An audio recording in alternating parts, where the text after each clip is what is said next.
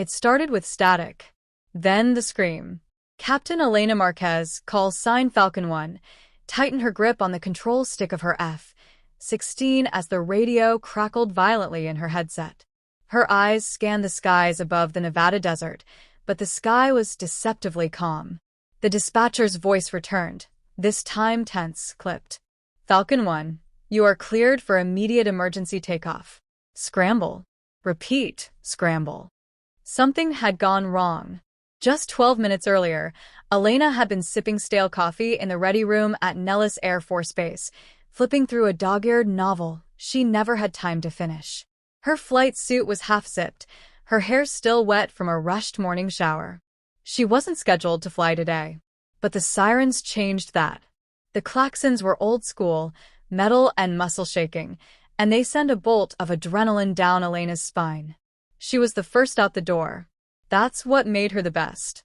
The ground crew met her on the tarmac with tight lips and panicked eyes. The maintenance chief pointed toward her F-16, already humming with life. Situation is above top secret, ma'am, he said. We were ordered to brief in the air. All I know is that NORAD picked up something coming in fast. Not ours. Elena nodded once. That was all she needed. She was trained for the unexpected. Her jet screamed to life, wheels screeching as she pushed it to full throttle on takeoff, climbing into the bright blue unknown. Falcon 1, we have a high-speed, unidentified aircraft heading toward Las Vegas airspace. Hypersonic capabilities. No transponder. No IFF. We believe it's not American. Copy, Elena replied, but her jaw tightened. Rules of engagement? Intercept and identify. If hostile, engage. You are weapons-free. Her heart stuttered. Weapons-free wasn't a term thrown around lightly, especially not over U.S. soil. The radar pinged. Elena's screen showed a red, moving far faster than anything conventional. She adjusted her heading, rising to meet it at 40,000 feet. Sweat clung to her brow despite the cold air rushing through her helmet's ventilation. Approaching unknown target, she reported. Switching to visual. She broke through the high-altitude clouds and froze. It wasn't a jet. It wasn't anything she recognized. The object was sleek, dark, and silent, its shape shifting subtly like oil on water. No contrails. No heat signature. It hovered for a moment, then darted in her direction, impossibly fast. Command, visual contact with unidentified. Not a known aircraft. It's maneuvering around me.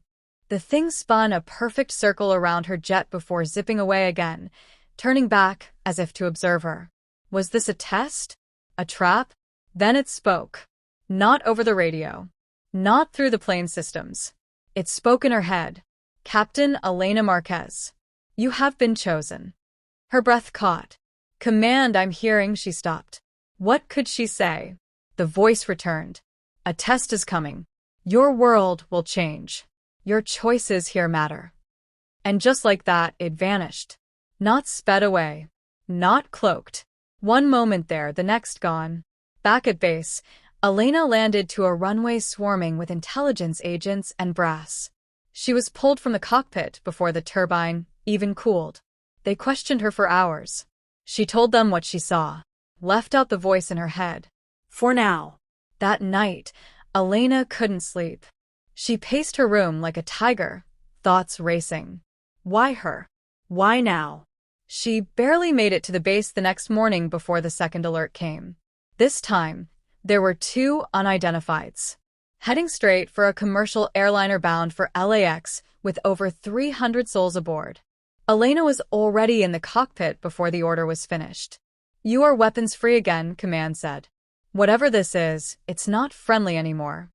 She found them high above California's eastern ranges, two shapes like shadows against the sky, boxing in the airliner like wolves circling prey. I have a lock on one, she said, sweat running into her eyes. But before she fired, a new signal blinked across her HUD. A hidden frequency. A repeating code. A countdown. 2 minutes and 11 seconds. Elena's fingers froze over the trigger. The voice returned. Your weapons will not stop this. You have a choice, Captain. Sacrifice the jet, or lose the lives. Command, I have a countdown on my screen. Unauthorized. I believe the unknowns have initiated an automated sequence. The silence on the other end was sharp. Disengage, Falcon 1. Fall back. She ignored it. Time was running out. The sequence was targeting the airliner. She had 2 minutes to act. She could shoot, but the voice said that wouldn't help. Sacrifice the jet.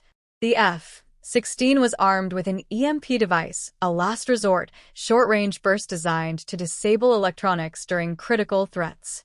Detonating it this close meant she'd lose power. She'd fall from the sky. She'd likely die. But the plane would be safe. Elena whispered a prayer. Then she pulled the switch. The EMP burst exploded like a second sun, rippling across the sky. The shadows, whatever they were, flickered violently and spun out of sight, collapsing like paper into themselves.